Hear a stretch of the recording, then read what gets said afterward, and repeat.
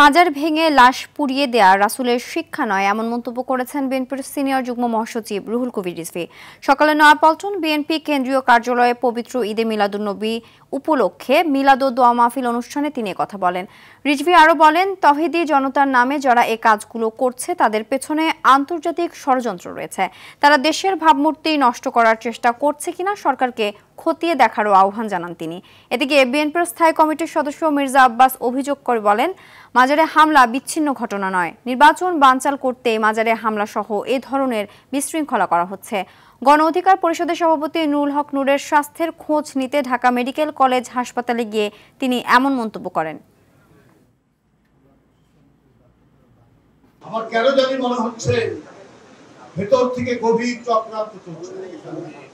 আমরা আমাদের এই বয়সে আমরা পাকিস্তান আমলে দেখেছি, ছোট তখন তো মাজার আক্রমণের কথা শুনিনি, তখন তো আমরা মাজারের কোন লাশ পুড়িয়ে দেওয়ার কথা শুনিনি।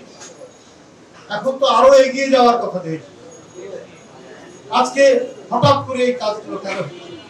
মাজার ভাঙা, মাজারে সেখানে লাশ পুড়িয়ে দেওয়ার মতো ঘটনা যেটা গোয়ালন্দে ঘটেছে, এটার আমি বাংলাদেশ জাতীয়তাবাদী দলের পক্ষ থেকে তীব্র নিন্দা জানাচ্ছি এবং প্রতিবাদ জানাচ্ছি।